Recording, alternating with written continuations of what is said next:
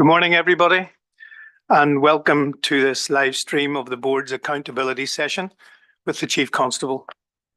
I am Mukesh Sharma, and I'm honoured to have been elected by the board to the position of chair this morning, with Brendan Mullan being appointed as the board's vice chair.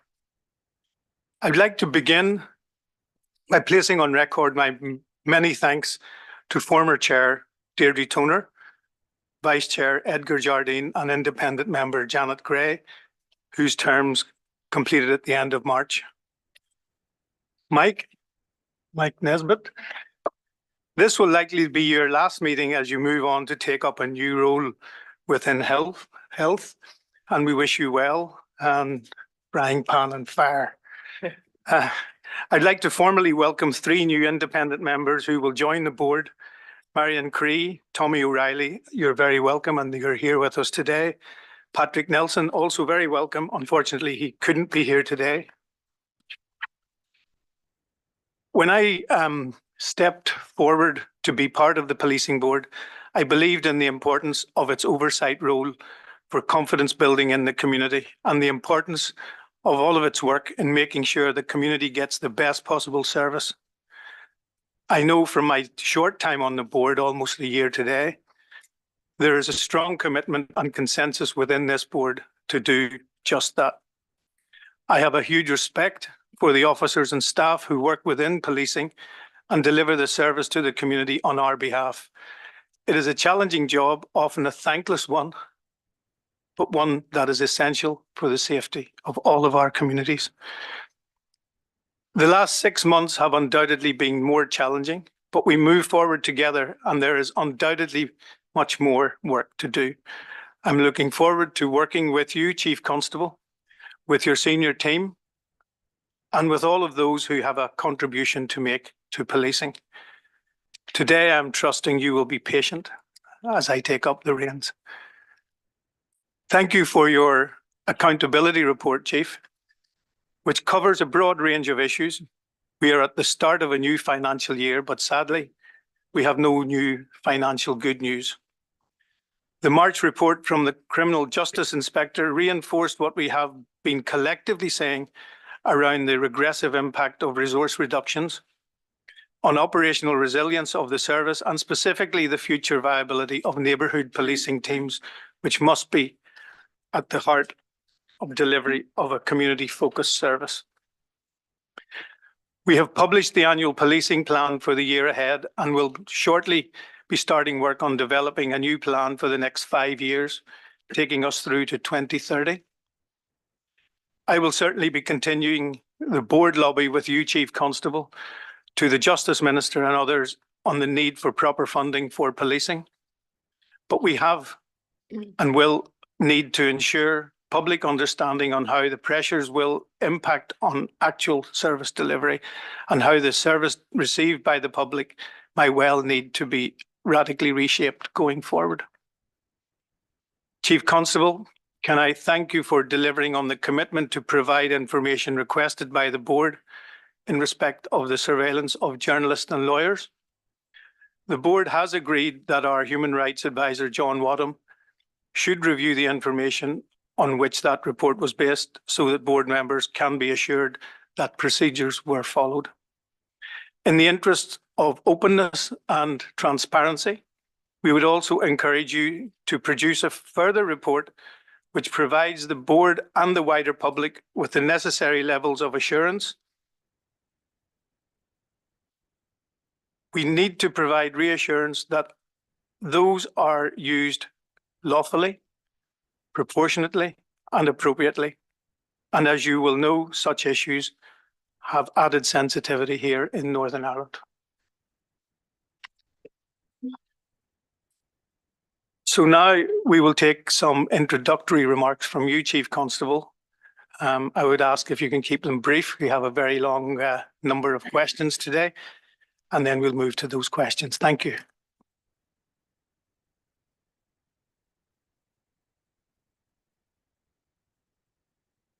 Chief, can you use your... My apologies. Thank you, Chair, and congratulations on your appointment, and obviously to Brendan as the Vice Chair.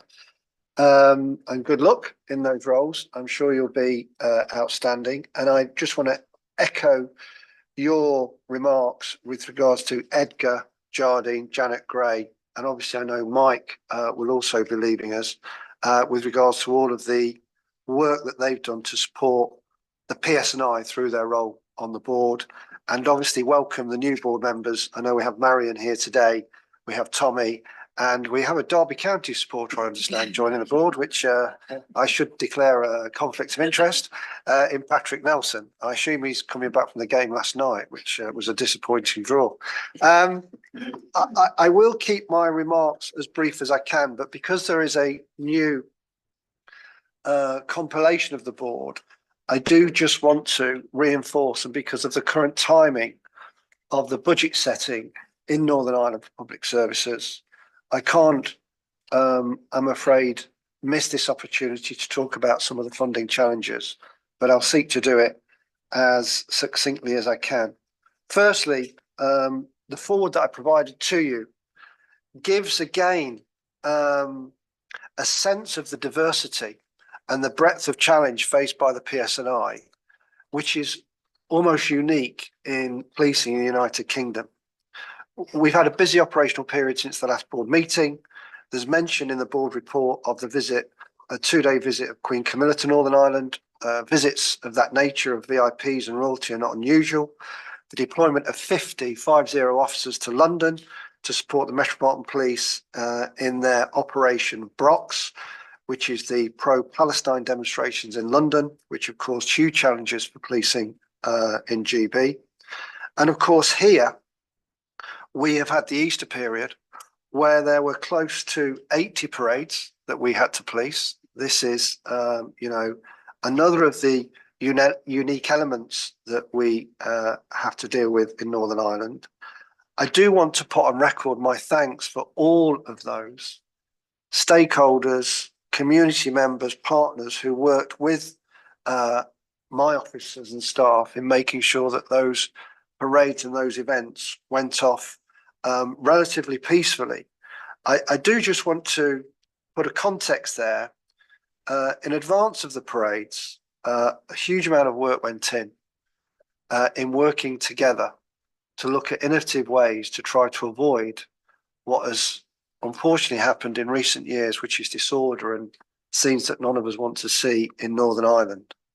I looked at the backdrop of 2022, where we had several hours of disorder with petrol bombs and projectiles thrown at police officers.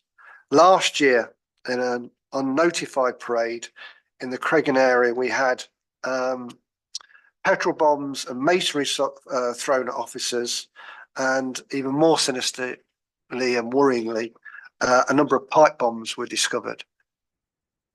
There was, I think it's fair to say, and I spoke to a number of community members personally, frustration at the policing operation last year. A significant amount of work went in, and we've got Bobby Singleton here today. Bobby did a huge amount of work with the community. We did some innovative discussions with the Public Prosecution Service about how we deal with the legal requirements we have to notify people who are in breach of public order offences.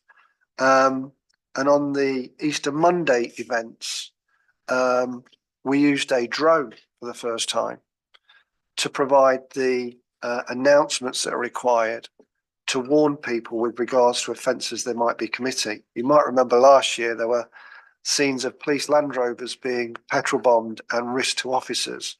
And we want to take away that opportunity for almost the inspiring by dissident Republicans of young people to react in a violent way against the police. That was hugely successful. What is incredibly disappointing is that I know, probably because of certain responses we did this year to address concerns from last year, in frustration, some of the young people took action against journalists, and there are ongoing investigations with regards to those events, which I want to reassure you about. The feedback post Easter Monday from the community, I spoke to various people, and politicians was incredibly positive about the police operation. And that was on the back of the events in West Belfast on the Sunday, which again passed off incredibly peacefully. So I want to acknowledge the stakeholders and community leaders who's helped us with that, and recognise the hard work of all the police officers and staff involved. With regards to, I just want to mention, because since the last meeting, we released the Operation Canova report. I've undertaken to work with the board on doing a session on the Canova report in the future.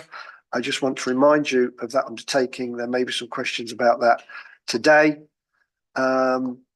Interestingly, I was looking at the dates of the 11th of April, today's date, because yesterday I got notified that Barney O'Dowd, who was 100 years old last year, passed away in the early hours of, I think, yesterday.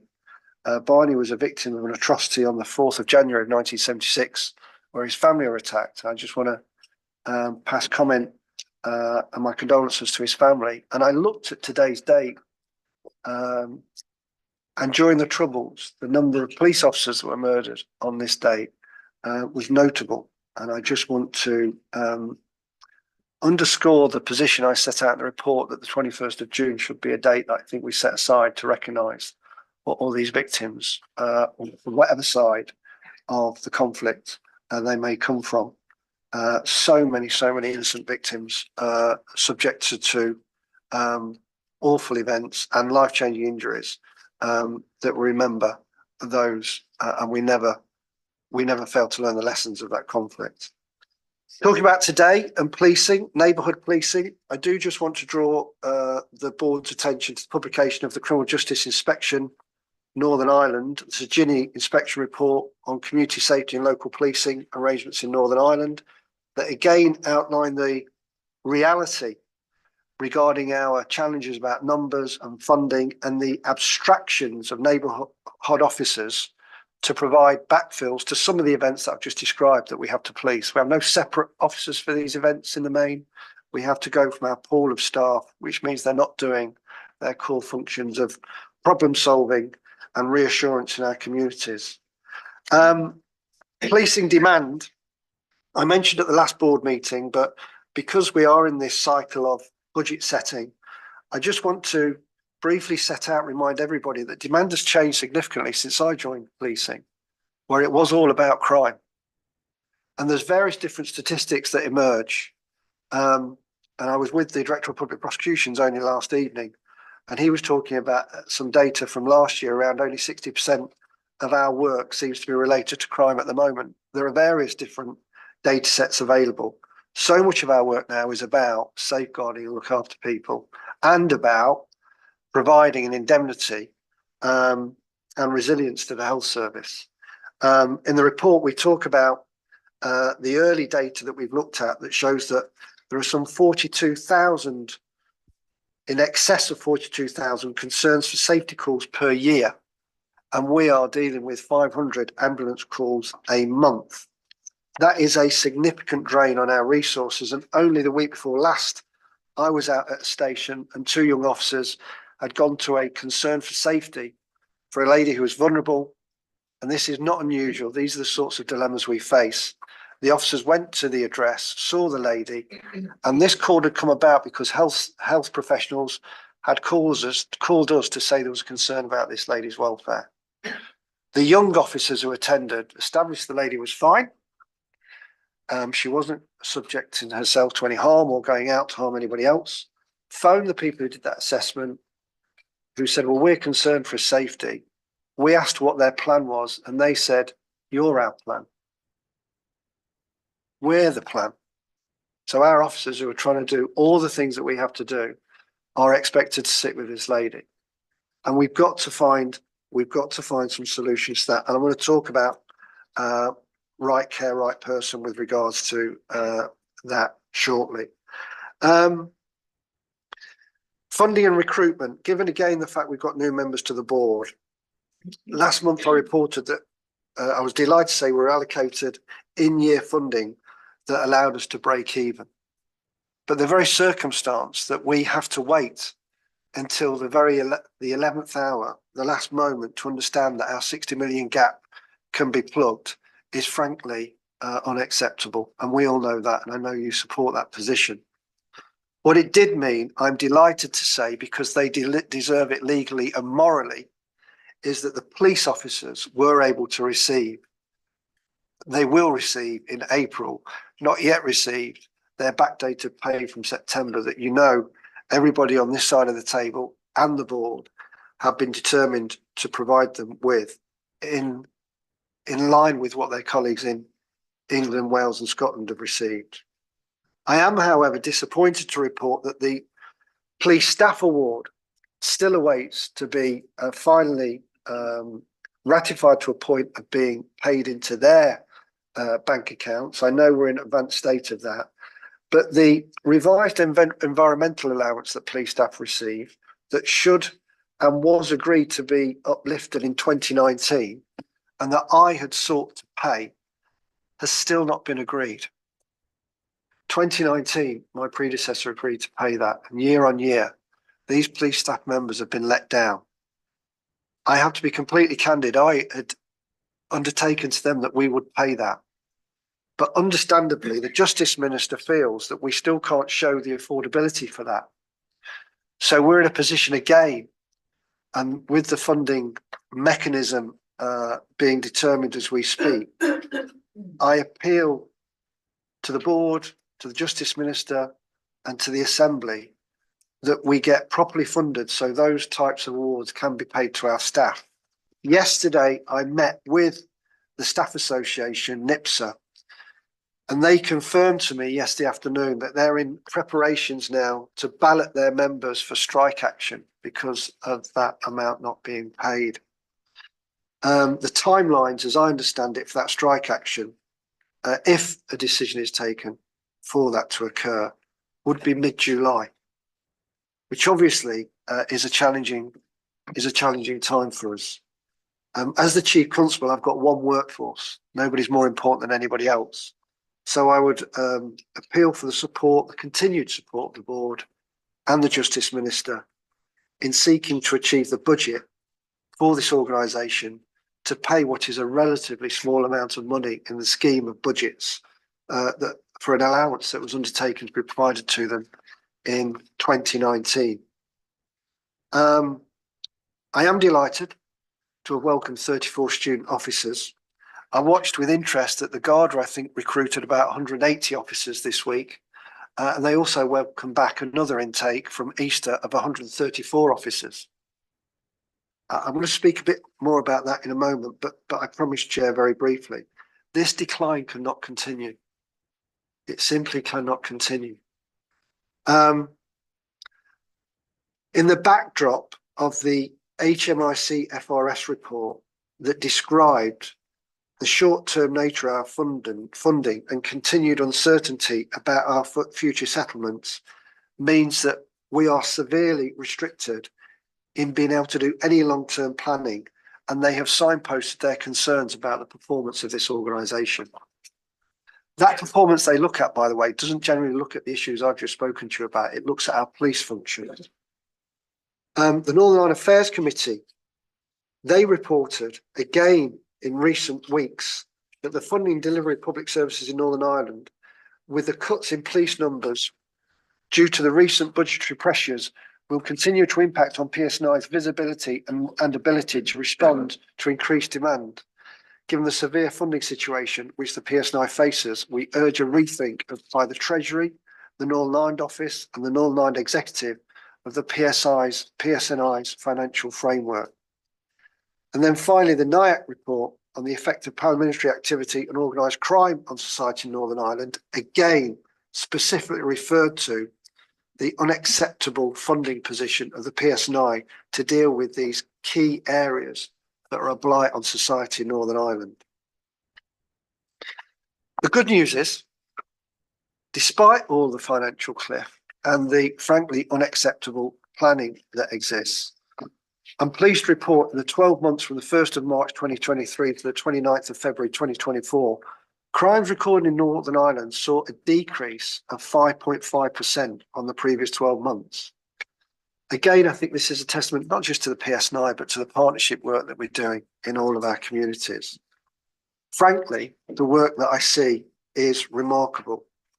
I also just wanted to quickly talk about Sanyukai. I've got Chris Todd to my left, and the whole team has done an incredible amount of work in reassuring the organisation following the data breach from last August. We were allocated £6 million to help support our staff. We've underspent that by £200,000 only. Over 90% of the officers and staff in the PSNI have been supported with that money to provide them with reassurance and support that they've probably not felt that they've had previously. So I'm delighted by the fact that we've been able to achieve that in such a pragmatic and efficient way. So it's 6 months tomorrow since I was appointed. One of the first things I recognised I needed to do, and I have to say, this hasn't been me, it's been the team around this table, but more importantly, it's been every member of police staff and officer in the organisation. The organisation has settled down after what was a uniquely difficult year. I see signs of improvement around morale. I see positive indications of what the future will hold for this organisation. But all of that needs to be on a framework of proper funding. And I'll remind this group again, very briefly, since 2010, when our budget was broadly £1 billion, our budget has gone down. It's now less than 900 million. We are an outlier in British policing. No other force has faced that. No other force in the United Kingdom. In the last 3 years alone, the Garda budget has gone up 23%, as reflected in the recruitment that I've just discussed. In public services in Northern Ireland, the health budget's gone from 3.5 billion, when our budget was 1 billion in 2010, and has now gone down, and all the work we do in the health space. The health budget's gone up to 6.6 billion. And I've read remarks that they need another billion to stand still. The education budget has gone up from 2.7 billion to 3.4 billion. We, for some reason, and I don't think this is obviously deliberate on anybody's part, we have become the poor relation in all things. But we are the glue that holds the Good Friday Agreement together, which was signed on the 10th of April, the anniversary being this week. And this decline cannot continue. In the report, the block grant since 2010-11 for Northern Ireland has grown by almost 50% to 14.2 billion in 23-24. The police budget, I'll repeat again, has fallen against all other budgets seeming to go up. So I appeal to the board's continued support, the Justice Minister's continued support, and I support her remarks that effectively describe how we just need, firstly, what we're probably entitled to from the block budget into policing, and we'd be all right. But we just need a little bit of that pie to make sure that we can continue to be the indemnity for public services and do our job in keeping the society of Northern Ireland safe. If we don't get that funding, all of the indications that have been given in the reports I've referred to will come to fruition. I have got an amazing workforce. They are superheroes, but they are not machines. So we need to ensure that during this cycle of funding decisions, that we get the proper money we need to resource this organisation. And we need circa 8,000 police officers and circa 3,000 police staff. And that's the leapwise work that I've shared with this board and I've written to all the various ministers about, and I'll be writing again next week to remind them of that position. And I know there's no individual blame here, and I know there's huge competing demands for public services, and I know we think we've got £1 billion for a £3 billion demand, if you like, but we just need to make sure this organisation finally gets funded to the level that it needs. Happy to take questions. Thank you, Chief Constable, and many of your points are very well made in relation to resourcing. I mentioned in the onset that we recognise that, and I understand that you have sought a meeting with the Minister. We would intend to join you on that for that very same purpose, to lobby for greater resources for the PSNI. I'm going to move straight to questions because we have quite a lot. Could I open with Peter on a question on budgeting? Thanks, Chief Constable. Some interesting thoughts, and interesting also to explore the drone situation or the abstractions stuff that you talked about in greater depth at some point as well. But maybe it will be done later. I think we've started off each meeting looking at budget issues, and I want to continue to do that. And I suppose two different aspects to a question I have. One is in your report you talk about the additional recruits in 2024, but I believe can't make commitments for 2025. Could you say a little bit more about that in terms of the attrition rate that would then entail through 2024, even though recruitment is taking place? And what ideally would you like to be doing in 2025 but can't at the minute? You then talked about policing here being an outlier. And going back to the HMIC report, I think it talks about and makes a recommendation on multi-annual budgeting for policing, which I think it says is happening in GB. I don't know what the situation is in the south. Can you talk about that from a perspective of Britain? Because you obviously have that experience. Is that a normal thing? And what would it mean for policing here if you were able to plan on a, say, 3-year rolling basis? Thank you. I'll answer those questions, and I will bring in Pamela probably and Mark to add additional value. So firstly, on the recruitment, because we still haven't got a budget, we're working on the basis of a flat budget settlement from last year, which effectively means we have a 130 million. If we try to build in any growth, which we're encouraged to do by the Department of Finance, a £140 million gap for next year. We obviously, and I want to assure the board, will do everything we can again to find savings, but that process occurred last year and we managed to achieve £70 million worth of savings, but we had a £60 million gap. Some of that gap, of course, was the pay award, the 7% for police officers and the 5% for police staff. And that now rolls forward and there's no budget to provide for that pay award for the next financial year. With regards to recruitment, we have got intakes started now, the 34, in April, May and July, and that's 102 officers. I want to go to recruitment to ensure that, and this is my intention, to ensure that we can bring in 350 police officers so we don't go below the number that we're currently at. We remain at the broadly 6,300, 6,400 officers. We've done a huge amount of work to maximise our operating model at that number. If we go to below that number, we really do, I think, start to go into critical care. We are in a serious position now. Ideally, we will, and the lobbying that's being done by this board, by me, and by other stakeholders, and by the minister to the executive, I am hoping will result in what I described earlier as just a little bit more money from that pie. The money that actually comes over on the grant, for the grant from Westminster that probably should come to policing doesn't. That would allow us to have the reassurance that we can maintain the numbers we've got, but we need to build in the growth because of the decline since 2010 that has occurred to this organisation. That's why our sickness levels are the worst in United Kingdom policing, because people are exhausted. I can bring in all sorts of,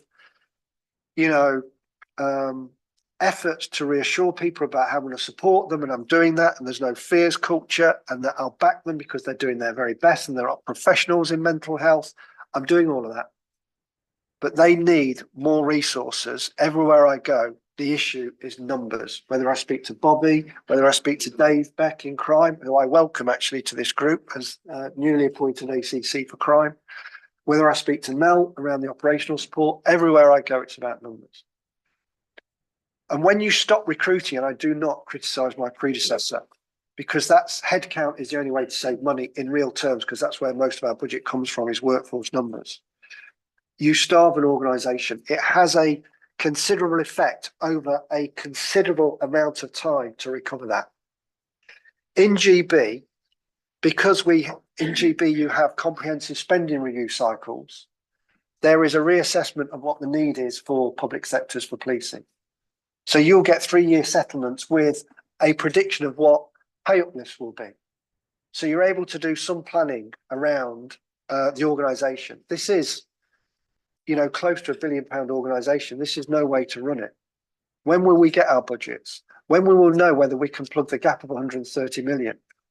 Is it going to be at the 11th hour again next year? The message that sends to staff, who, by the way, despite all of that, are doing this remarkable job, and I know it's the same in other public sectors, but the other public sectors have at least, on the evidence, received significant uplifts in funding. So we need to, for all sorts of sensible reasons around business management, have that longer term planning around funding. I have mentioned the numbers of 8,000 and police officers and 3,000 staff. We need to, and we can do this work if we get the funding, because recruitment will be a challenge. We haven't got, at the moment, the organisational structures to bring in the numbers we need quickly. We'll have to do that over a period of time. But if there's one thing I can achieve in my tenure in this organisation, it's to arrest that decline and put us back into the sort of position that the Pattern Commission envisaged for this organisation when it did the report in 1999. Because from 2010, and all the data is very clear, it's stark, and I don't think anybody particularly really realised what's been going on. We have gone into, and I've used the word, but I'll say it again, decline. And I also think the Garda, I'm going to say that at risk, Mark might help. I think the Garda have a 3-year planning cycle as well. And obviously there's been an uplift in funding in Ireland recently for all sorts of other economic reasons that you know we will be aware of. And I know people in the south used to look at the RUC PSNI with real envy, and that cycle has completely changed now. I speak to officers, retired officers in the south, serving officers in the south. Obviously, Drew Harris and I are very close. We speak regularly, and he realises the dilemmas that I now have. That, you know, he probably never thought we'd experienced in Northern Ireland policing. And they're the dilemmas that were faced previously by the Guards. But let me just bring in firstly Pamela and then Mark, if I can, if there's anything additional to say. Conscious of time, so you know, I think we've touched on most of it. I think the big thing that you've picked up on, Peter, is the ability to plan strategically. And I say that even thinking around a 3-year period, never mind 5 or 10 years out. And the Chief Constable has referred to recruitment as an example of that. In the event that we could secure a 3-year funding cycle, we would need to trigger additional recruitment. We don't have enough people in a merit pool that would facilitate that. But at the moment, we would be going at risk.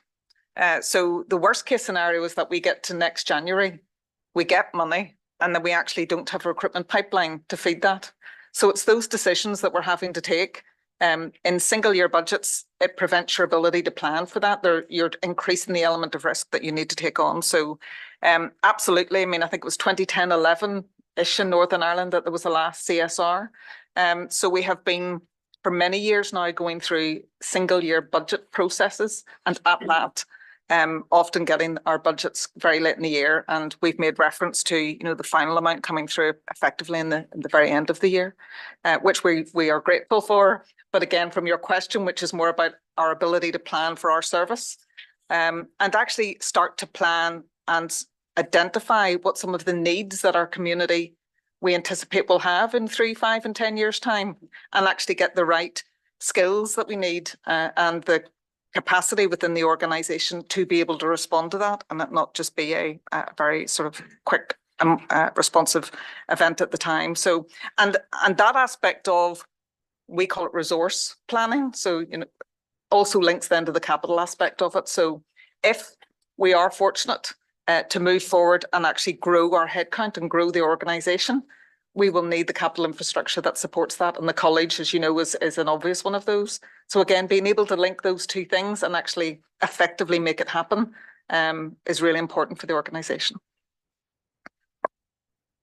Mark, So just to close that particular section, I suppose it is worth noticing too, not just the amount of funding and the timeline in which we get that, but also the Northern Ireland Affairs Committee report draws attention to our overall financial framework. And it compares us, I suppose, to maybe police services in England and Wales who have the ability to build up and draw down reserves, who have the ability to carry forward from one year to the next, who have borrowing powers, who can even seek revenue raising measures through the police precept, all of which gives them a more flexible financial framework, more appropriate, we would say, to a police service and particularly an emergency style service. So in that sense, our planning, we feel a wee bit restricted and we're sort of planning with one arm tied behind our back. Thank you. You okay? I'm going to move to Les on a question on surveillance of journalists and lawyers. Thank you, Chair. Chief Constable, the Chair brought up in his opening remarks the reference to the issue of surveillance of journalists and lawyers. Can I ask you first to commit to providing some additional detail beyond the memorandum recently given as to the extent, basis and legality of surveillance of journalists and lawyers in order to provide us with greater clarity prior to publication? And second, can you give us a reassurance that that will be done in a timely fashion? Thanks. Yeah, thank you, Les, for the question. So obviously I committed at the last board meeting to provide the report that is now with the Human Rights Advisor. And I saw John at police headquarters this week. Listen, I made very clear to John and to my staff, and I think you understand, and I referenced the Canova report earlier around my approach to transparency, openness, because they are the ingredients for trust and confidence within our communities. Conscious of the IPT ongoing process that I think is next scheduled for October, I have made it very clear that John can have access to the material that he needs to see to reassure this board around this issue, which has been a live issue for a while now. For a number of reasons, the report wasn't provided at the end of last year, connected with the events that the PSNI went through last year and the leadership challenges.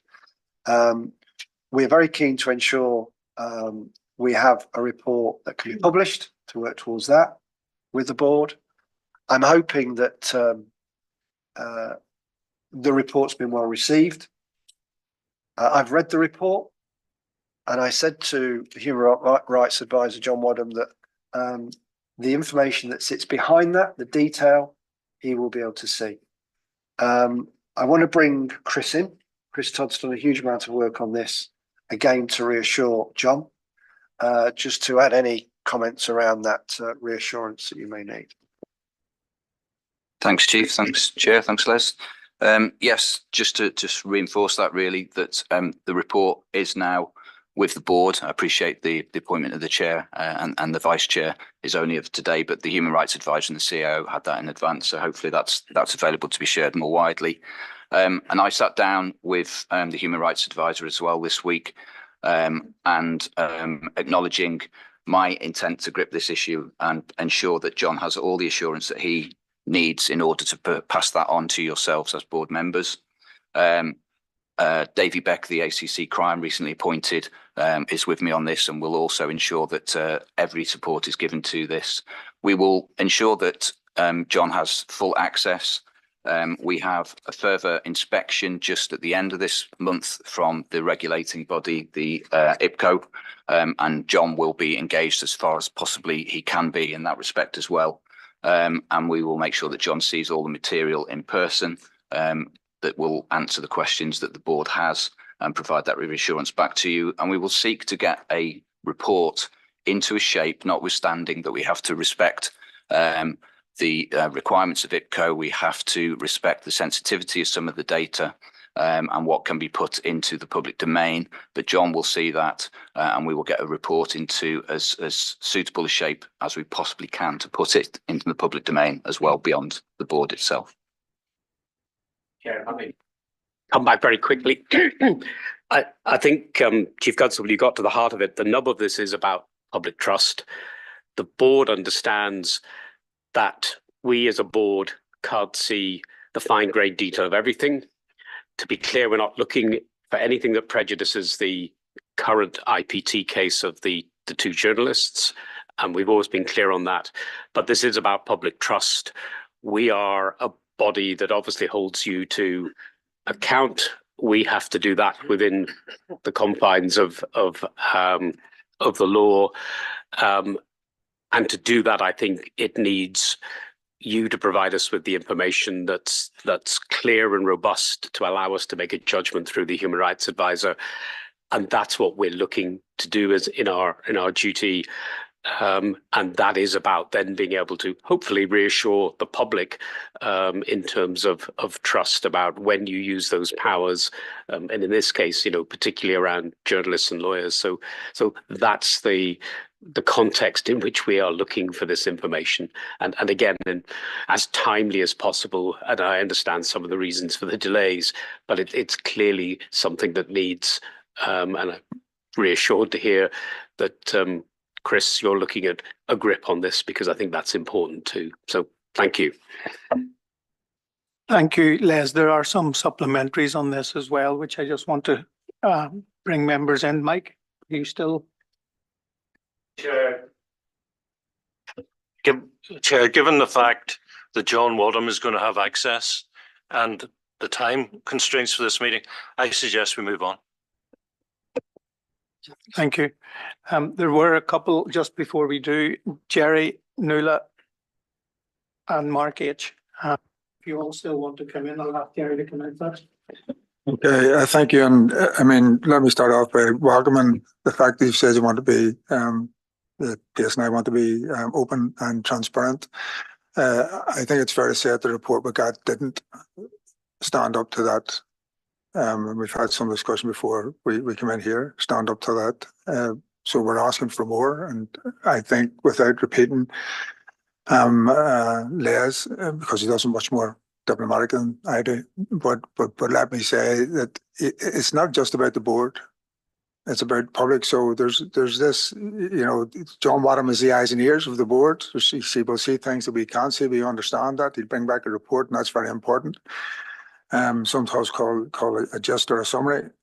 But it's also important to be able to say stuff publicly to people out there, because that's what the trust is, and the trust affects you, and it also attracts the board.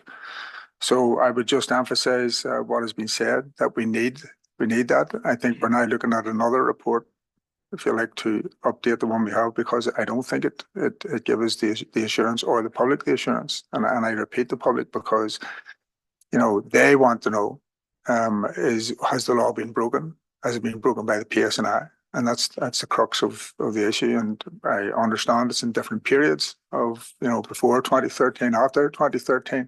But we need that reassurance, and so does the public. So I just emphasise, if I could do that, what has already been said. I also know, if I could stretch it a wee bit, that there's some media being done, Chief Constable, in terms of this concept of neither confirm or deny. And I do think it's relevant to this conversation, even though it's to deal with, that part was to deal with inquest and that.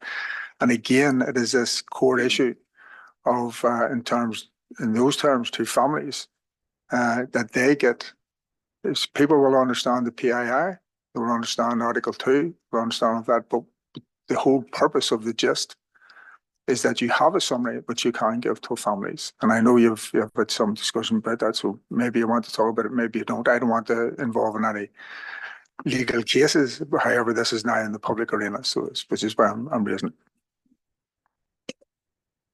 So just to come back and give you a reassurance, the report, because of the nature of what we're talking about, listen, I was head of covert policing. I was head of undercover policing.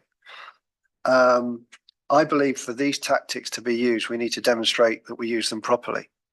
And if we don't demonstrate we use them properly, we're not accountable for them, then there's a risk that we lose them. So that's why the transparency is important.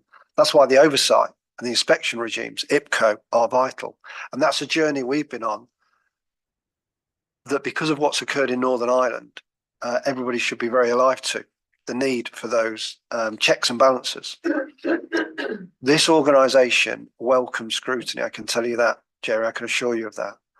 The report was what I would say was the required start that could be shared across the board, with the understanding, and I've been very clear on this, that John can see the material. And then we work out with John how we can make the information that you need to reassure you and those that are asking questions outside of the board and putting pressure on the board, and rightfully so. I welcome that. That's how these things are. That's how things occur to ensure the accountability element. How we can make sure that we provide those reassurances. This is from a period from before a lot of people's tenure at this table. I want to reassure you that the way the authorisation processes go now, and I'll be careful what I say because of ongoing cases, there's clearly a shift since I've arrived in the approach to some of these things around material. If you look at the Canova report, and the Canova report went through security checking with all of the government agencies, including the Cabinet Office, I set out how sensitive information should be dealt with. That was scrutinised by MI5 lawyers, Cabinet Office lawyers, MOD lawyers, PSNI lawyers. And that's what I'm applying. And that's about the principles of public interest and the rule of law. And those two interests have to be respected. And I'll say this because it's probably worth me doing this very quickly as a bit of a reassurance piece. And I think it captures it. If you look at sections 47 and sections 48 of the Canova report deal with this issue around sensitivity and matters such as this. And what I say at 47.14 is this: there are competing public interests in a number of these sensitive areas. One, the public interest requires that the state must be able to give agents reliable assurances of anonymity, confidentiality, and protection, and that all information about agents must be subject of enforceable and very strong obligations of confidentiality, which cannot be lightly set aside. Point two, the public interest requires that the security forces and their agents operate lawfully. And this requires that they are amenable to independent and effective investigation and legal proceedings, which may need to entail publicity. Thirdly, given 1 and 2, no agent can lawfully be given an absolute or unqualified assurance of perpetual anonymity and confidentiality, come what may, if you like, or expect to act unlawfully without the prospect of accountability and consequence. And even in cases involving allegations of very serious wrongdoing, the public interest in protecting an agent's identity may preclude their participation in public legal proceedings or even anomalised proceedings in private. But the balance should be struck and the final decision taken by the independent judiciary, supported by independent investigators and prosecutors, and having due regard to the official national security assessments, and not by government or security forces themselves. Now, every word of that was mine, and that sets out my position, and that's what I'm applying in the PSNI. I hope that helps. I'll leave it at that. Chief and Gerry, for your question. Nuala, you have a supplementary on this as well? Thank you. Thank you for your answers so far, Chief Constable. Unfortunately, like the report just frankly, it wasn't well received within the board. And I know that Gerry has also indicated that because unfortunately there was a lot of information that was just utterly vague at times, not remotely specific, and information that would not prejudice the current case that is ongoing and would not provide assurance to the policing board nor to the public regarding the legality of the actions that did take place. And I appreciate it before the time of all of the people sitting in front of me here. However, you have stated in your opening remarks that you are in post 6 months, and we have been asking for this report for 6 months.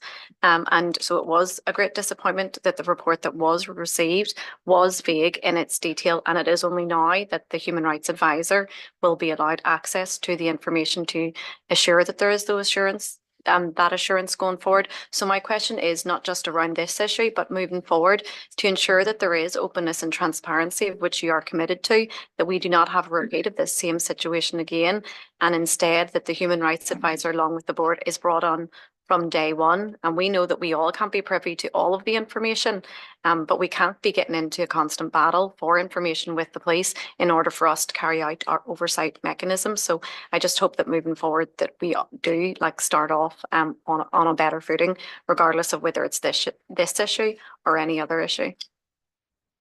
Can I just come on back on that? Only I think I've set out my position, but when I arrived, there was quite a list. This was on the list, but it wasn't highlighted to me for a while because the list was considerable, which we all know around this table. And when Chris was then appointed, which wasn't immediately, and we spoke to John raised this issue with me, and Les actually raised it with me. There was the IPT case that was expected to be resolved, but wasn't resolved, again, because of some disclosure not relevant to this organisation that caused it to be put off until October. So I did not want to be in this position of, if you like, the speed of which this has been dealt with. But there are a number of reasons why we are where we are. The report in its broadness, if I can say, is a starting position to get the Human Rights Advisor in to then look at the detail of that information. We will provide you with what you need. There are, as you are aware, competing requirements for us legally around IPCO, other organisations, to make sure that we don't vandalise issues around national security. Because if I make a mistake in this space, believe me, you'll all be aware of it publicly because of those who think, and I am operating within the framework of what should occur and trying to modernise some of these practices. Believe me, I'll be in trouble. So I have to do these things carefully, and I will do them carefully. And actually, I will say this, there's a reference that Gerry made with regards to current inquests, discreetly so. I have a really good relationship with the Secretary of State, but we do not agree on some points. But we have a good relationship, but that's part of the requirement to make sure that these things are done properly. You know, the yin and yang, if you like, of these things. So I do apologise for the frustration, but we are going to get there, and the access to the information is being given. And I'll bring Chris in because I know he's spoken to John recently, as I did this week, around this matter in advance of the meeting. But let me just bring Chris in, if I may, Nuala. Thanks, Chief. I just reinforce the earlier point, really, that you know this board is blessed that it has a human rights advisor with the vetting that allows John to access the information directly, which is not the case in all policing jurisdictions, and that will make sure that occurs. But that means that some information will be available to John that we won't be able to put into the public domain. But for example, when we sat down this week and we discussed the limitations of what's currently available in that report you have seen, we agreed that we would add narrative to explain where we can't add the detail, why we can't add the detail, to give that assurance. And we'll hope to anticipate the questions that you and the public would have as to why there may be some perceived gaps. But John will have seen that material, and hopefully he'll be able to give you that assurance himself directly.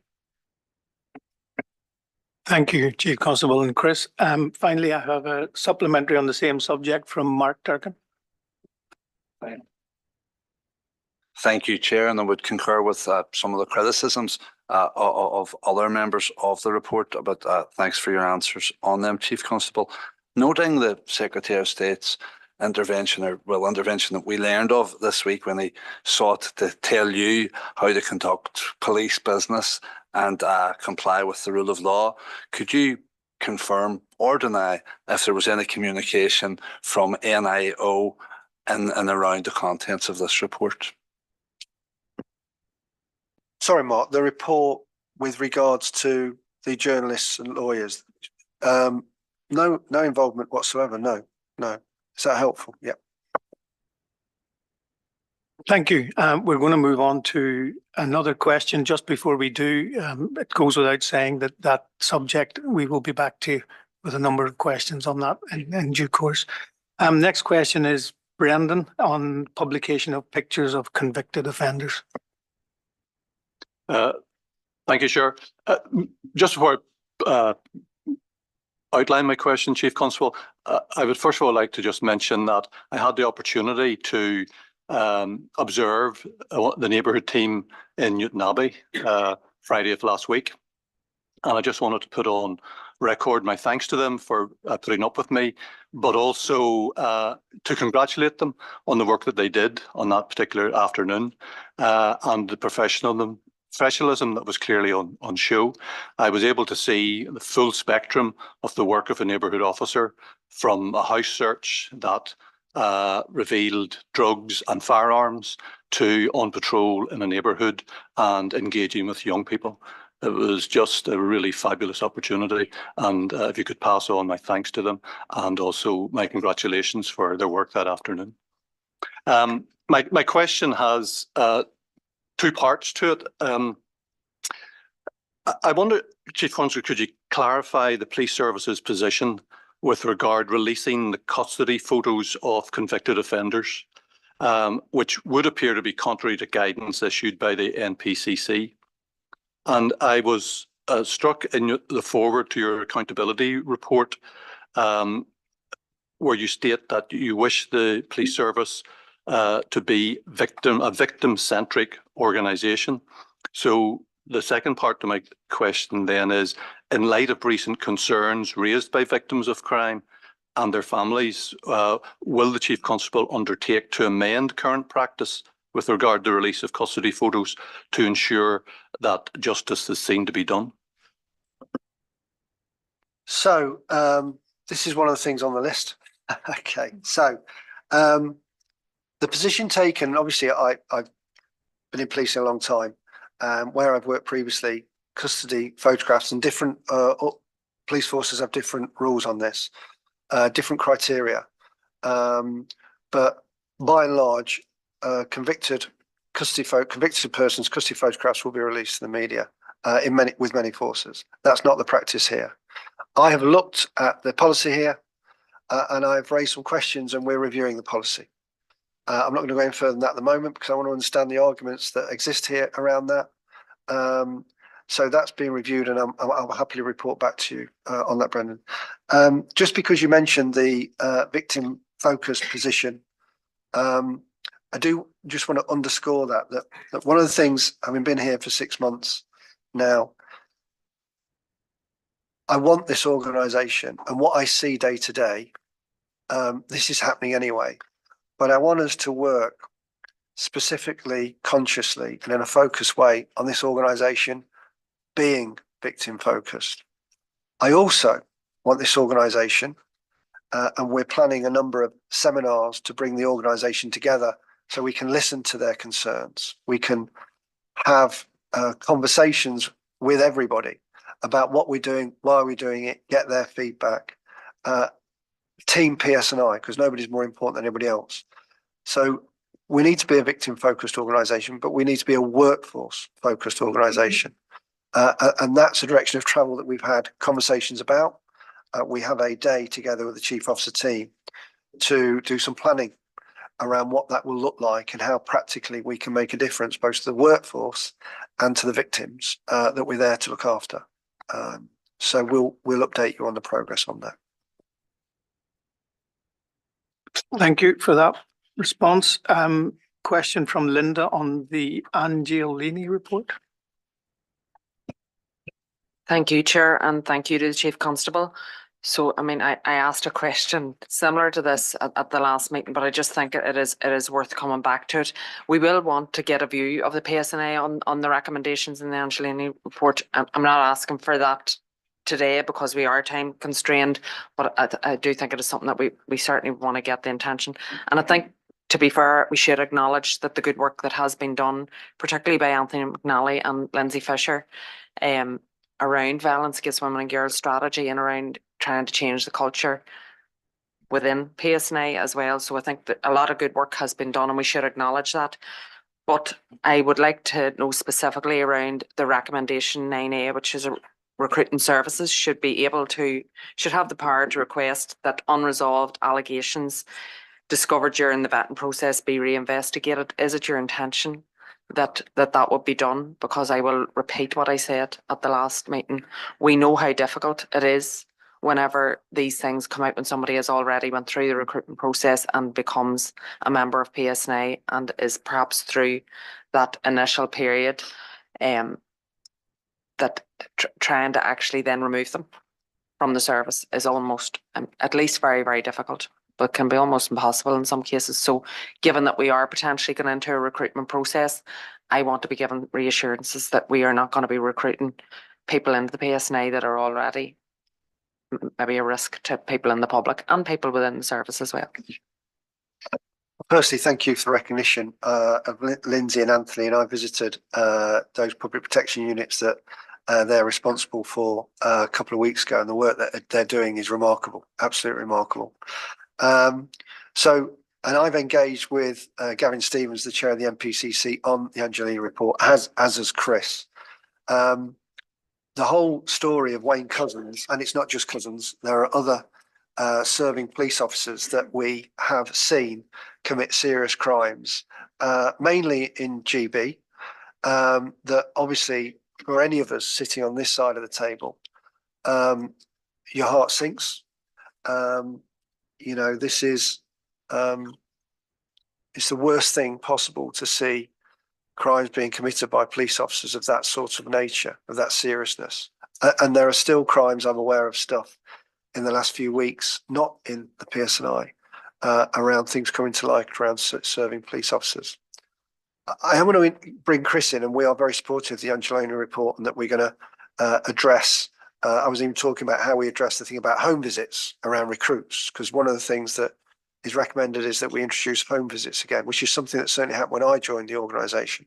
But it's something the MPCC are concerned about, how they can manage that, how can it logistically they can do it. But I'm keen to do that.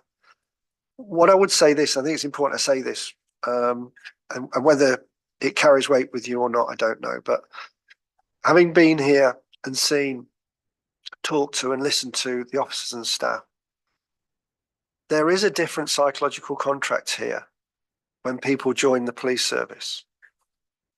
Because of the troubled history, because of the reality of the threat, police officers make a life choice when they join the PSNI, especially officers from nationalist, Catholic backgrounds, Republican backgrounds. If they join the organisation, it's a life choice. And it's not just for them, it's for their families. And since I've been here, the number of officers, I met an officer recently who's had to leave her home because of awareness that she was a police officer. It has a profound effect on their lives and their families' lives. But that carries with everybody who joins. Everybody still has a real security concern. And the events of last March with the attack on John Caldwell were a stark reminder of that. And then obviously the unfortunate data breach where I think that disorientated and worried everybody. And we often think of the police officers and staff, but it's the families that were at home that we often forget, who aren't volunteers, who don't sign up for this. But that different psychological contract about joining the police service is unique because of the risks. In England, Wales and Scotland, people might join the police for very noble reasons. Of course they do, but it might be because they want the excitement. They've seen a TV program about policing. They've got friends in policing. They've got relatives in policing. All of that will apply here, but also you have to think about the consequences of making that decision. And there's no academic rigor around what I'm about to say, but I think that provides more of a vocational approach to what people are doing in policing. And that's why I'm so supportive of them. So with regards to the report, we are extremely keen to ensure that we comply with the recommendations. We support the report. And I will hand over to Chris, because even this week he sent an email to national policing around some concerns that he thought there was a gap around collection of data with regards to police officers and police staff that people needed to be alive to. Thanks, Chief. Thanks, Linda. Yes, we are, well, first of all, there's 16 recommendations in the Angelini report. We have looked at that when we started to shape how we're going to respond to those as a service, but we're also dependent on national policing in some regards. National policing, whether it's the MPCC or the College of Policing, have now confirmed that they accept all 16 recommendations, which is really helpful, so we can work directly with them. On the specific areas that you highlight, and really going back to some of the comments from earlier discussions around the nature reports we provide to the report. So I do have actually a draft ready to share back with you, but I want to make sure that's in the right format. So I'll be really interested in the specifics that you require to see as a board, so I'll make sure that it is in the right shape for you. But on that particular point about potentially reinvestigating unsubstantiated allegations from the past, we have Operation Rorick, which is an internal process of revisiting anything we think might have gone under the radar in the past. That does mean sometimes revisiting misconduct for allegations that were made against officers and members of staff, which didn't result in any proceedings, be that criminal or misconduct, previously with fresh eyes. We have to be very careful about what we can speak about publicly, because the legislation specific to Northern Ireland is different to England and Wales, that is private. But I'll just highlight one case because it is in the public domain, which highlights the robust approach I think we're taking, which hopefully will give you some assurance. So this was a case that involved a criminal allegation which didn't meet the threshold for criminal prosecution. This service took misconduct proceedings against an individual, and as a result of that, determining that the behaviours were not what this service seeks to see from its people, that officer was dismissed. That decision was then taken to a police appeals tribunal, and the decision was upheld. The decision of the police appeals tribunal was then taken to the High Court and challenged at the highest level, and the decisions were upheld. So I think that demonstrates that we are taking a robust approach, and it is being supported by the highest courts in the land to show that we are taking the right direction there. And in terms of vetting, the Chief mentioned that I've been in direct conversation with the national policing leads just this week, because I feel that through some of the work that we're engaged in, there's a gap that's been identified in, it goes to, I think, recommendation 12 around information sharing. So police to police vetting is vastly improved in recent years, and we are making sure that people who move around, particularly move around police services, are not leaving a footprint that's unknown to anybody else, and decisions are made around appointments which are appropriate. But police are not the only agencies that hold the information. And it's those specific areas where I think there's a gap which I'll be cautious about giving more information until I've engaged with those other agencies directly. But certainly national policing have recognised that it's a vulnerability that we need to work on, and I'll work with them to ensure that this service is certainly not vulnerable in that respect, and hopefully national policing will learn from that as well. And I'll make sure that the more detailed report covers all the aspects that the board are interested in. Thank you. And I suppose just 2 points. And these are points rather than questions. The first one is that I appreciate that there are other organisations, and I'd like to hear more about that, not today, but I think that is a conversation I would like to hear, and how those gaps might be plugged. Given that we know that an extremely high percentage of PSD cases are in relation to domestic and sexual violence, we know that there's still more work to be done. So I do look forward to getting that report, and I think that the other organisations is a really important part of it. So I look forward to having more conversations with you around that, Chris. Thank you. Thank you. Thank you, Chief Constable Chris, and Linda, thank you for the question. Moving on to Mike on a question on injuries on duty and ill health retirement. Thank you, Chair. Before that, like Brendan, I had a ride-on with the police in a response vehicle in Ards and Bangor, and I can report over the several hours I was with them, nothing happened. Not even a jaywalker. So I'm just wondering, should I be on that side of your table? But as it's, John, my last time at the table, I want to ask a favour of you, not for me, but for some of your officers, particularly those who are forced to seek ill health retirement and injury on duty awards. As you know, the process begins with the board, and it shouldn't. And the reason I believe it shouldn't has got nothing to do with the staff who work in our pensions and injuries branch. The reason it shouldn't be here is because that makes us a service delivery body, but we're an accountability body. We should be about service scrutiny. So I am wondering if you will consider making that a priority to seek change, whether you consider working with the board and the department to try and get a tripartite agreement to secure the legislative change that will move that away from the board's control. I mean, you and I have both turned up at board meetings to find officers outside, sometimes in the worst of weather. And they're doing it because they feel they're not getting the service that they deserve. They're looking for change, and I think they deserve it. So I entirely concur. And I was off last week. I came back. One of the things I said to Pamela, because it gives you a bit of thinking time. Obviously, having getting my head around some of the places that we've got blockages, cholesterol problems, the ill health retirements is a key issue. Officers were here today, who I'm seeing actually. I've agreed to see and listen. I'll listen to everything they've got to say and work with them in any way, because they'll know fixers. They've been through this. There's no better people to speak to than those that have endured the difficulties. But I said to Pamela on Monday, we need to come up with a plan. We can't leave this be anymore. I want a plan. Pamela, I know, has got a meeting next week with the Department of Justice and the board around, even if, and I see the Chief Executive nodding her head, even if we do something around getting doctors from the Republic, get doctors from England, wherever the blockages are, we fix it. I'm happy to take control of this if that is going to help fix this. We've got to reduce these numbers. So I'm open to any options. And I said to Pamela, you know, if you can do one thing for me going forward, this is a perennial issue. It's clearly been a problem for everybody around these two tables for a while.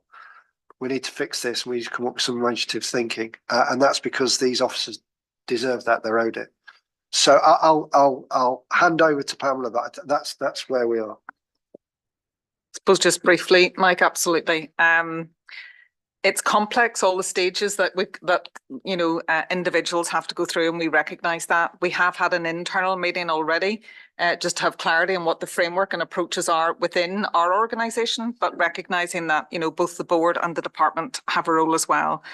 So we will have for the meeting a lot of data analysis, you know, certainly from where we are now, but a bit of historic trend on it, but start to look at what are some of the options to deal with the backlog that's there now. I don't like referring to people, but you understand me, the pressure that we're currently feeling now, then to look at going forward, how to get better processes that we can prevent that happening again. And as the Chief Constable refers, you know, we are saying everything is on the table. Some of that change, because in England and Wales, it is different. It sits within the police force. That will undoubtedly require regulatory and legislative change, but we're up for that. But notwithstanding that might take a little bit of time, we need in the short term to try and resolve some of the pressures that's being faced now. So I know my task. Thank you, Mike, and thank you for the response. I can also say that this is an issue that has come up time and time again in this board since I've been on it, and the board supports Mike's not on his own. Trevor, you have a supplementary to this? Well, first of all, to support Mike's call, I'm actually welcome what I've just heard. However, in the meantime, I mean, and I appreciate what Pamela has said about the complex nature of possibly the legislative process and all of this. However, there is a frustration even with the officers who are either injury on duty or ill health retiring, who they feel are being victimised in terms of requests for making requests or assessments once they're out. I mean, what can we do in terms of that?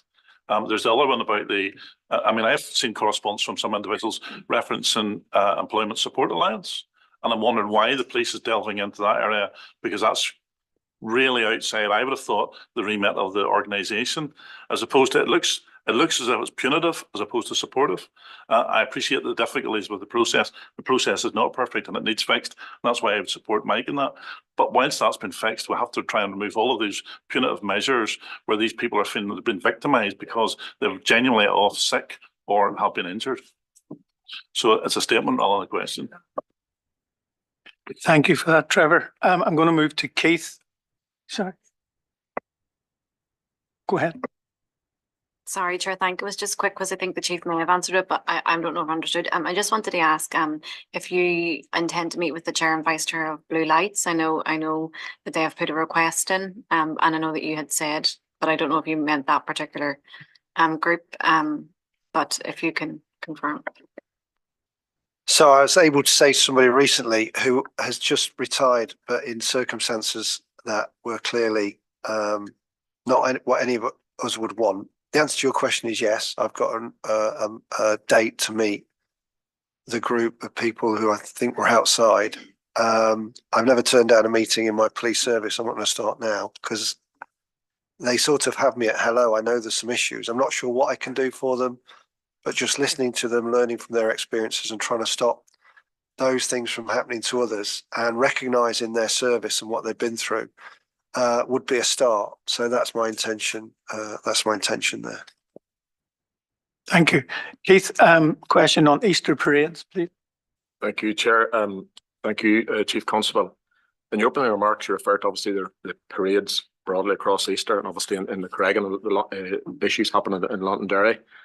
As you're probably aware, next week is the 5th anniversary of the murder of Lyra McKee in the same area.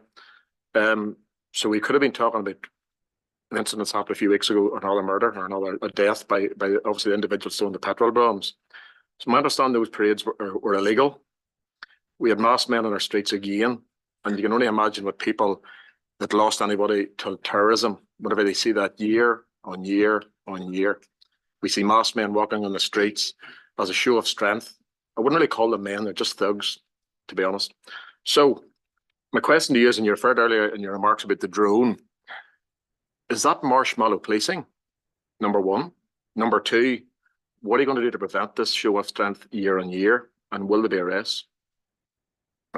So these are the sort of questions I imagine have been asked at this board probably for the last 25 years, okay, by different members of this board. So I'm a realist.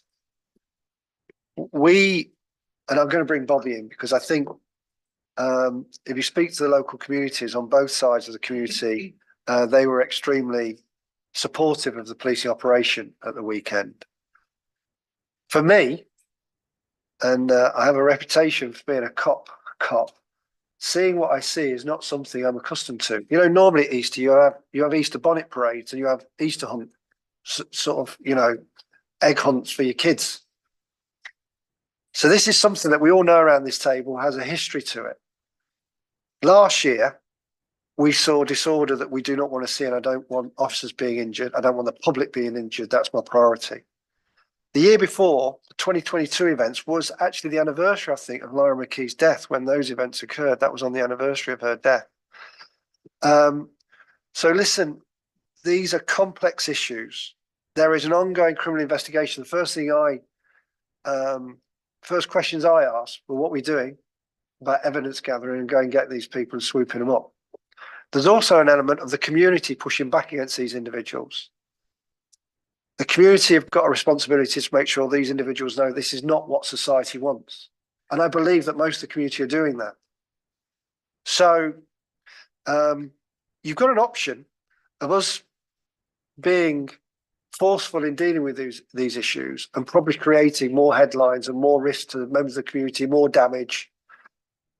They sort of fizzled themselves out, and where there are offences, we'll gather evidence and we'll prosecute them. And I think, all things considered, that was the best policing operation for the weekend, and that's the feedback and the success of the operation. But am I happy about what I saw? No, I'm not happy about what I saw. Is there a reality of this place that those are the sorts of things that occur, but we've got to deal with collectively, cross community and with the police service? Yes, there is. And am I up for doing everything possible to get to a position in however many years' time where whatever parades and traditions are respected are done in a way that doesn't offend anybody. Doesn't offend anybody. But let me bring Bobby, and I think Dave might want to speak about the investigation, Dave Beck, if that's okay. Yeah, listen, Keith, thanks for the question. First of all, I would reject the characterisation of marshmallow policing. I think I know where that comes from. I think there are some on the sidelines who look at these operations and offer their opinions. It was an extremely challenging set of circumstances for the police commanders. It was evident that those who were behind the unnotified element of this parade, who donned paramilitary terrorist garb, did so under the cover of exploiting and using young people as an almost human shield to allow them to do that. That alone presented significant challenges for us to try and balance in terms of the policing operation. It was a significant operation. We had somewhere in the region of about 1,500 officers in the city at the height of that operation. The full range of assets are at our disposal to make sure that we had the full range of options. And I'm satisfied that based on all the information and intelligence that officers had at their disposal, that the policing operation that we produced on the day was the best that we could in the circumstances. We'll continue now the criminal justice follow-up, not just in respect of what happened on Easter Monday, but as the Chief's alluded to, I mean, our efforts to tackle the activities of the new IRA are 365-day-a-year enterprise. And actually our officers, both in the city and beyond, have done an excellent job in terms of the work against that group in conjunction with Davies people in crime ops. And I'll invite him to make a comment on that as well.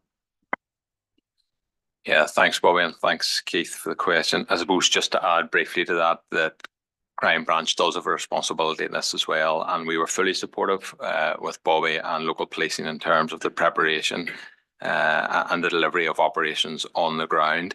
And just to confirm that we devoted significant resource, time and energy, and continue to devote that time, resource and energy to investigate and to disrupt those that would cause harm to the local community in Derry City and Strabane and that wider area, be that the police, the journalists, or the entire community, and that work will continue, and we will fully support the investigation of those suspected of involvement in this activity.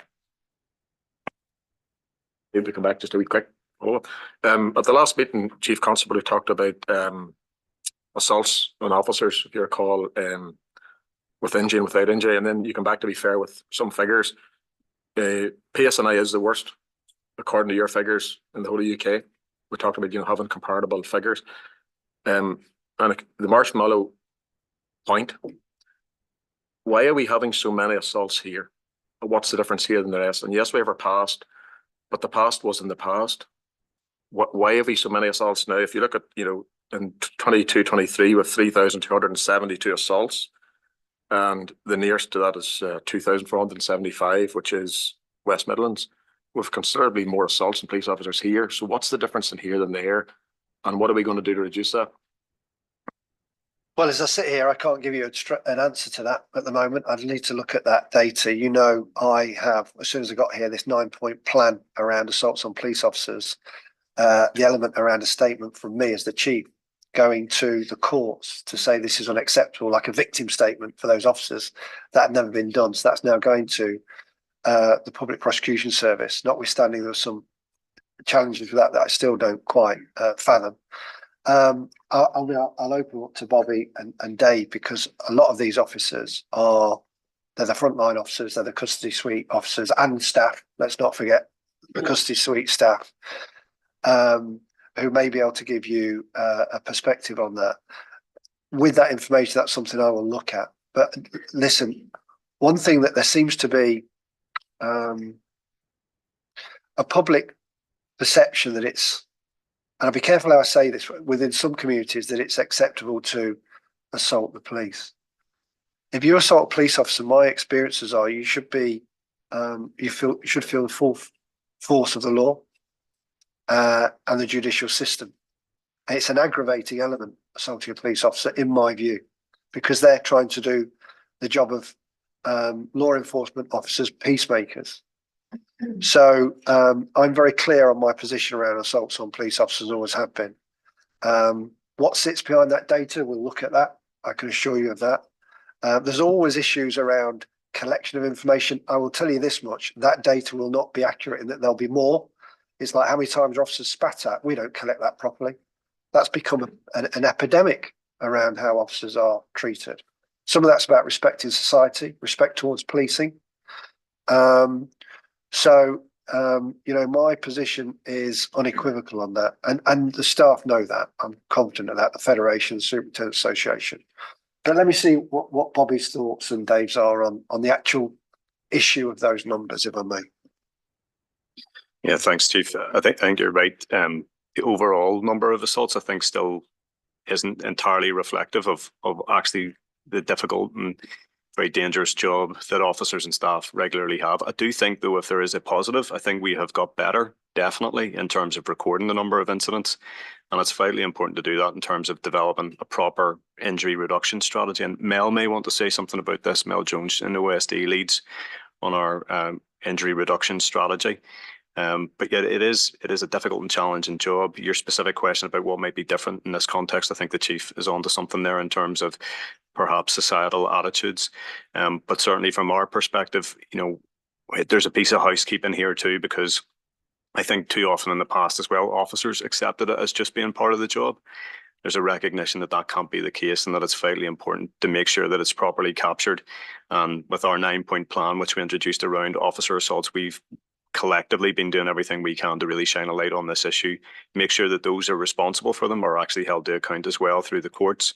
And I know the Chief has done I think an impact statement for the PPS recently as well to make sure that people get proper sentences and there's justice for the actions that they've unleashed against officers and staff. Yeah, just had a little bit more detail about the injury reduction strategy. One strand of that was to do a deep dive into officers and the use of the tactics that they're trained in and the equipment that they're given to use. And certainly something that we found from that deep dive was that some officers were reluctant to use some of the equipment for fear of them being investigated or complained about. So we've done a lot of work with officers to say that this is about proportionate, justified use of force, whatever level of that force is, and making sure that they are confident that if that is necessary and proportionate, they will be supported with the use of it. One other thing that I think does help is body-worn video, where if the body-worn video is switched on, it can quite often help with the de-escalation because the people engaging in the conduct that leads to the assault know that it is all being captured really accurately. So that can quite often be a de-escalator. So we are working really hard to make sure that officers are confident and skilled in using the range of tactics. And also I do think that we've improved the data capture, as Bobby and the Chief Constable said, that we are now getting a much fuller picture of where officers and staff are being subject to assaults on duty. Chair. Keep it brief, please.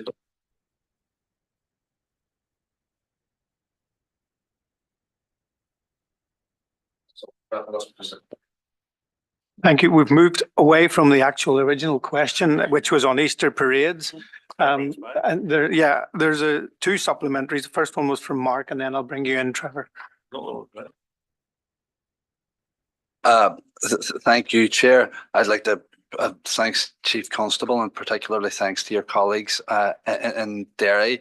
I'd like to put on record not just my recognition, the recognition of the wider community across the city in terms of the work they do all year round, yes, but particularly in the run-up to Easter, which has sadly in the city become synonymous with disruption, destruction and disorder.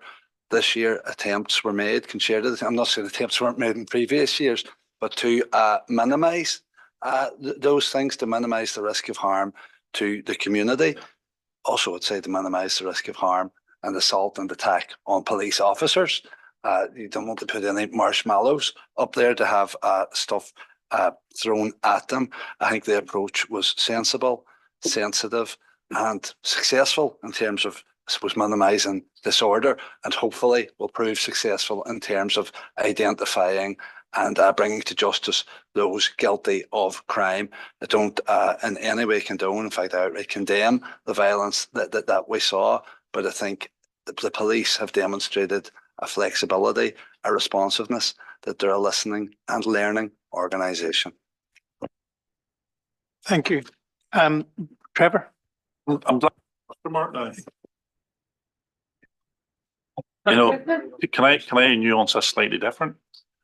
You could be drawn to a perception that I see this as reinforces two-tier policing, because Mark's described how this looks and how it's worked for that community. Whereas if it was another community who wouldn't be wearing masks, who wouldn't have paraphernalia on, the police would be amongst those taking names and can gather evidence. Whereas whilst I can respect the reason this operation was done the way it was to keep officers safe, which is paramount, I get that. I welcome the fact that there were so many officers there. I welcome what Bobby has said in terms of all of the equipment was there to support those. The difficulty I have is having a drone in the air with people with masked faces and paraphernalia on. You're not going to identify them, so there's going to be no prosecutions. To contrast that to another type of parade, whether it be a protocol rally or something else, where you go in and you get into the middle of them, you can see their faces. Actually, the drone would have been more useful there and less police. Whereas here we have the people with masks, the drone in the air, and there'll be no prosecutions. So I actually think you have to look at the overall tactic of all policing operations and be fair and proportionate, and to try and prevent this perception, certainly from me as a unionist, that there is a two-tier policing and it continues.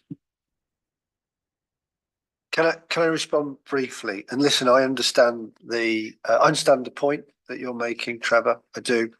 I'm going to meet members of the unionist community who've written to me about concerns. This is becoming it's like the term collusion here. Two-tier policing is becoming a sort of synonymous with concerns that people have got.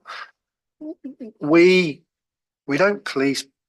We don't police differently. We try to police intelligently to all the communities. What we want to do is evidence gather. So there should be drones, unless I'm mistaken, Trevor. If there is any sort of demonstration or protest, we'd use the same equipment. Where we do a risk assessment. I appreciate why you are saying what you're saying. You know, the challenges that we face is trying to keep the public safe, trying to keep our officers safe. But I want to reach a position where people know if they're going to commit these offences, everything that we can possibly do to identify them and arrest them is going to be done, and that we're successful at that. Because that will be that deterrence piece, whichever community will begin to have an impact.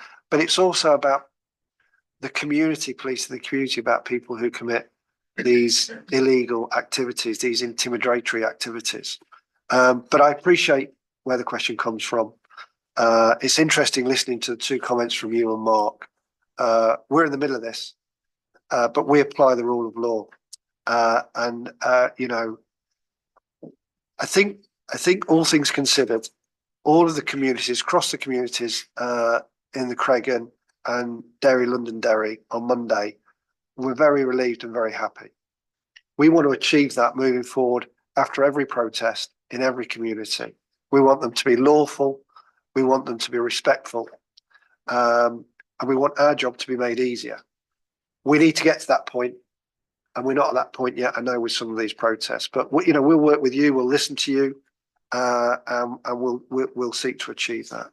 If I know he's just bouncing to come back at me here, I welcome there was no one injured. I welcome the operation in terms of the outcome, but unless it's consistent whenever you're doing others. Actually, I think it was Cheryl raised at the last meeting, the last public session, about a protocol rally, and people been now getting their letters in relation to the PPS. I await to find or see the notification of the number of people following the Easter parade that there's the PPS processes and who the identity of those are, because I think you're going to have a difficult process given the nature of how those people presented themselves on that day. And that's my issue. And I mean, I am really pleased that no one was injured. I'm disappointed that the journalists were attacked. I mean, that probably just took the edge off what could have been a really successful day. But you really need to get on top of this two-tier appearance. Yeah, so again, I mean, I understand the perception. I would just make the point, you know, we've been doing this operation, this team anyway, or elements of it for the last 3 years. You know, where there are opportunities to intervene and to be able to make arrests, we've done that. That's what happened 3 years ago. There was an opportunity to do that. Again, resources were in the city. We were poised. If an opportunity had presented itself, we would have taken that opportunity. But as always, it has to be weighed against the kind of greater risks and public safety and officer safety as well. But I'm confident that throughout this operation, the commander was weighing up all the competing elements and was making the right decisions.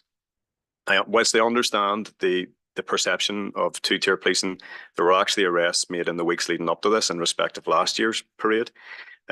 There is an organiser for the element of the parade that was notified, and again, there'll be a criminal justice follow-up in respect of the now unnotified element of that. So I'd be confident that there will be a criminal justice strategy. We'll see how far and wide that eventually stretches.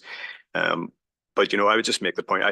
I would be disappointed if the focus here fell on the policing on this Easter Monday, because actually the focus should be kept firmly on those who deserve to be under the microscope, which is those who broke the law and put children as a human shield around them in the process of doing it. That's where I think the focus needs to be. And I welcome that, but I will just say, and this will be lost on John, but I'll just say there was a bus left Londonderry a few years ago at a parade, and you just got onto the bus and you get everybody's names and addresses. I am sure there was no buses after this parade on Easter Monday for officers to have stopped surrounded with children on it and got their names and addresses. And you know the parade I'm talking about. Okay, thank you. I'm going to wrap up at 1:15, and there are 2 questions remaining. First one is back to Mark on data breach.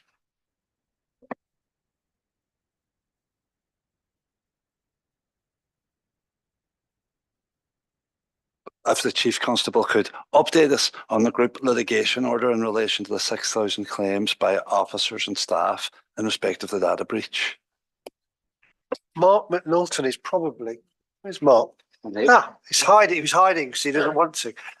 I'll probably defer immediately to Mark on that. Is that okay, Mark? Yeah.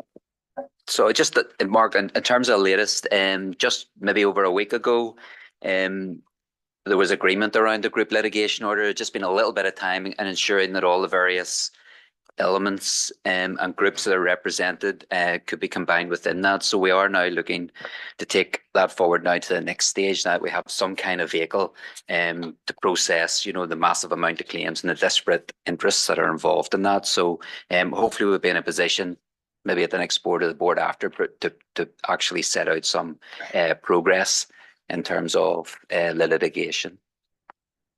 Oh, okay.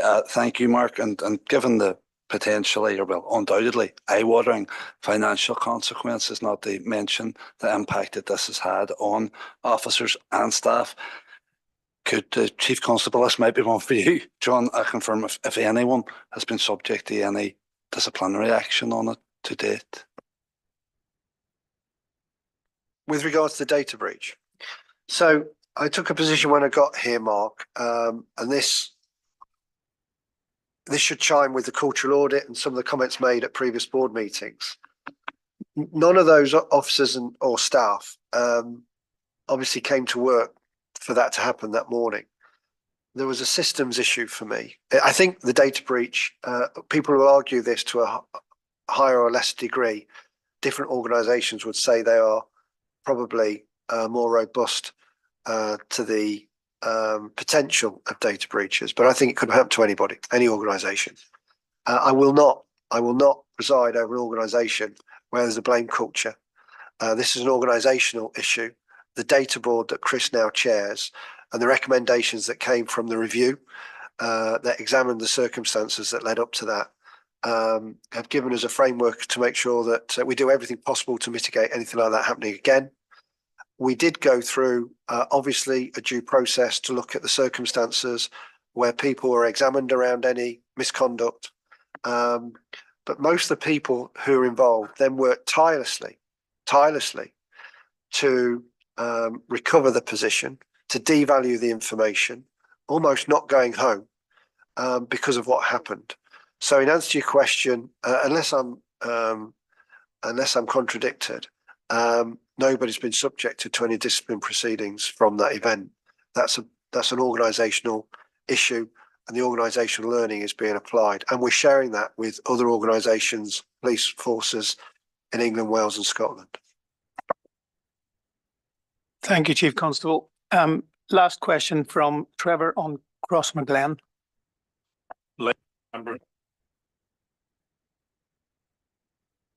Sorry, like Brendan and Mike, I had an opportunity to go and ride along as well. Unlike Mike, we had a reasonably busy night. I was out with the response section in Allamby, And I have to say, I commend, I was in two different cars during that from 5 o'clock to 1:30 in the morning. Both sets of junior officers, which I thought was better because it gave you a better flavour of their experience as opposed to going out with a sergeant and an inspector. So I welcome the fact that I got that opportunity. We had a very, it was a different, that's an experience for me. And I mean, it was very enlightening to be there and see what they face. And one of the things that struck me when I went home at 1:30 or left, about 1:30 was actually the point where this meeting started today, where you'd made earlier remarks about health. Quite a lot of that time, mental health issues and what they're dealing with. The professionalism of the officers dealt with was commendable, but they shouldn't be in that position. And I know I think we'll all agree on that, but it's how we get that fixed. I mean, we'd done the second call to the same house for the same reasons over that duration, and they anticipate it. And this is what struck me. They anticipate it, and I want to put this on record because I think the public need to be aware. Those officers anticipated that we could back for at least the third time, and they said they would rather spend another 15 minutes to half an hour rather than calling the ambulance service, which could take up to 5 hours. So I think that calls it for me in terms of what the experience of those officers are having and the impact that it has on them, and they're witnessing that. And it's not really, I'm sure, what they joined up to policing for. So I just want to make that clear. And it was D6 and Newton Abbey, and I commend those and all of those involved. My substantive question, Chair, was about, and John, you did use the word transparent today. I don't think you've been transparent with Crossmaglen. There's been lots of incidents across Crossmaglen. I raised this with you last month again. There's been reports again in terms of the guns that have been found, but there's a bit missing in terms of, and this is the question I asked you last month about what the motive was or who is behind what's going on across Crossmaglen. I had a question as well in terms of damage to vehicles. That damage makes up almost 20% of the damage to vehicles in the whole of the force. And we know the budgetary position, not that makes any difference. Even if you have the money, we shouldn't be facing that amount of damage, whether we have the money or not, because not only does it damage them, but it puts risk at the officers as well, which feeds into obviously injury and duty. So what's happening in Crossmaglen, what he's doing operationally to try and get on top of that and bring a conclusion and actually be honest with the public of what, who is behind it and what the motive is. So I'll probably bring Davey back in. Davey's looking at me because I think, he's dealt with almost end to end now and in his role in crime. When you asked me a question previously, we released information about the weapons that were recovered recently. That might be what stimulated this, I think. So yeah, I'm aware we released some information about that. When you asked the question before, it was an ongoing investigation. What I want to be clear on, and if this is the question, I'll be very clear on this. If the question is this a group that's linked to republicanism and now involved in organised crime? If we establish that, we'll tell you. If we haven't established that, or it's part of an ongoing investigation, we can't say that, we won't tell you until we can. If it's a group that's linked to loyalism, but it's an ongoing investigation, again, the same applies. So that is the equality of arms in policing. And with that, and the team know my position on the transparency element. But let me bring Davey in to update you, if I may, on the specific issues, and perhaps also to deal with, because I'm aware again of your point, because you made it previously about the use of vehicles down there and ramming of cars, etc. If I can just ask Davey to speak to that, if that's okay. Okay, thank you. Just before I maybe answer that, and no disrespect to Trevor or Brenton, but if I'm taking anybody out in patrol with me, it's going to be Mike. Here on in. But just to touch on the issues, so we did, as you're aware, Trevor, we released images of and reiterated our appeal for information in respect of the weapons that were recovered during the search operation in Crossmaglen, which was last October. Just again for the information of members, that was an intelligence-led search operation which took place in the area of Minogue Road, Crossmaglen, on the 30th and the 31st of October last year. And it was in respect of serious and organised crime in that area. Weapons, ammunition were discovered in what I would describe as a well-constructed hide, which was buried in a hedgerow on agricultural land. And that find contained 10 firearms, a telescopic sight, magazines that were compatible with a number of the firearms that were recovered, and a quantity of ammunition. To be specific, the firearms recovered involved 5 revolvers, 2 Glock type pistols, 1 AR-15 assault rifle, and 2 shotguns. so quite significant. What I would say, and by way of update, forensic inquiries remain ongoing in respect of these weapons. Therefore, it is not possible at this stage to attribute the weapons to a particular group, an individual, or an organisation. What I can say is that there is no link at this stage between the weapons recovered and any specific incident that has been reported to us. What I can also confirm at this stage is that one of the handguns was stolen in a burglary within the last 3 years. So that does indicate to me a degree of sort of recency to the hide and the firearms involved. It does remain an outstanding investigation, so I am really limited in terms of an expansion on that and what more I can say. However, I would take this opportunity to again appeal to anyone who has information in respect of this incident and in respect of the firearms to contact us on either 101 or indeed through the independent charity Crime Stoppers, who do guarantee anonymity. I would also say that this seizure has removed a number of firearms from circulation and potential use. And I believe this has resulted in us making a significant contribution to the safety of the community in South Armagh. And I would also acknowledge the really hard work of the teams involved in the investigation and the recovery of those firearms during that incident. It was remiss of me, Chair, not commending them for the operation, actually. I mean, primarily it's important we get those, but I suppose it's the cloud of suspicion over that. David, did you say there that you're still waiting on the forensics? The firearms are still subject to ongoing investigations, including forensic investigations. That's correct. Have you had the forensic outcome yet or not? Well, again, because this is a live case, I'm limited in terms of the specifics that I can go into around the forensic. Suffice to say, those investigations continue. This is a live investigation, Trevor, and I think we just need to be careful in terms of it. But what you did say is actually you'd ruled out that they'd be using something else. Yes. So that's why I'm trying to establish whether the forensic part's concluded or not. And if it hasn't concluded, how did you know that's not linked? Well, there's a number of elements to the forensic element. But again, I'm limited in terms of what I can say. But there are a number of different elements. The elements that have been concluded has confirmed that there's no direct link at this stage to other incidents or any other event that's been reported to us. And in terms of legal damage then in Crossmouth Lane, is that connected to ongoing, well, it's obviously activity in that area.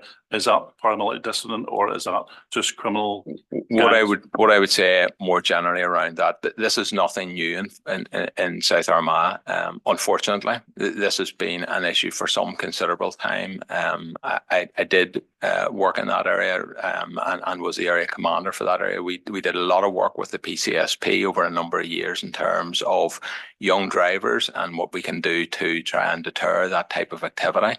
There are a range of issues in terms of why people avoid police right across Northern Ireland. And again, South Armagh is one of those areas that has suffered from those types of issues.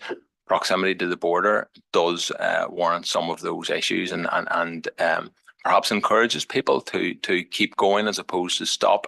What I can say is that Bobby and I were at a conference earlier this week with Garda Síochána. A real commitment to work together right across the border to address all sorts of criminality, including road traffic offences. All the groups were represented in that room right across the border from Derry City and Strabane right down to the South Armagh border area. And there was a commitment to work together to address all those types of activity.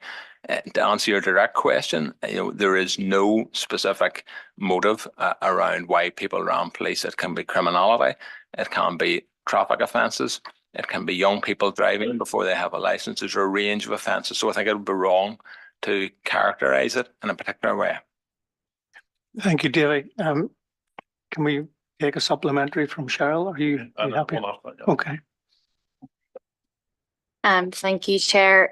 Sorry, I know that you are restricted as to what you can say regarding this, but just in terms of the weapons, I understand you're saying about they have been or they're forensically tested.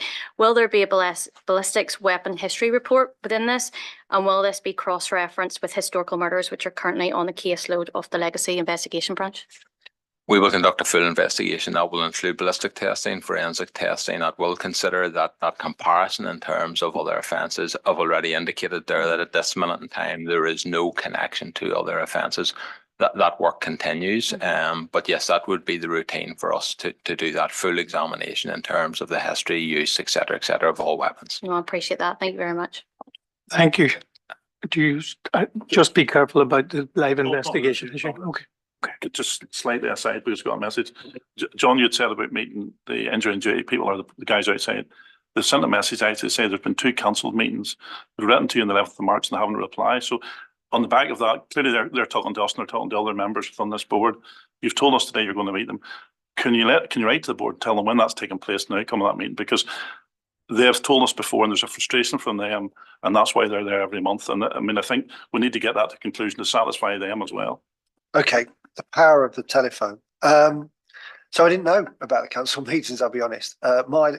It's an interesting diary that I have. So I am aware, because I've asked the question previously in advance of this board a couple of weeks ago, because I thought I'd meet them before this board meeting, and I've been told the date's in May. I'll make sure that date, and my staff are here, is abided by. I think I've made very clear my position about the frustrations and the support we need to give to these officers. So this isn't me being difficult. This isn't me turning down the meeting. I will meet them, I promise you. In fact, when I saw them here today, Trevor, and I'm candid, I thought I just need to get on with this myself and go and start to see them one evening. But they're due to see me in May. I will have seen them before the next board meeting. I undertake to do that. And I apologise that I've not done it. I didn't know meetings have been cancelled. No reason I'm raising it, because we're in a public session. They're following the public session. You've said what you've said in the public session, and we're an accountability body as well. So, and that's why, for that reason, if you actually write to the board once that's taken place, then we know that's happened. Yeah, no, I'm happy to do that. Okay, thank you. And that concludes all of the questions for today. Before we move on, I just wanted to mention the work that Ryan's doing in relation to right care, right person. A lot of discussion today has been around resourcing, and I think it would be very useful for us as a board to get an update on what that is, where that is, that work has got to. Okay, could I thank you, Chief Constable, and your entire team for taking the questions today, and we're ready to go. Thank you, and thank you for doing the ride-alongs as well, everybody, because it matters to the staff. They really appreciate having those ride-alongs with you. Thank you.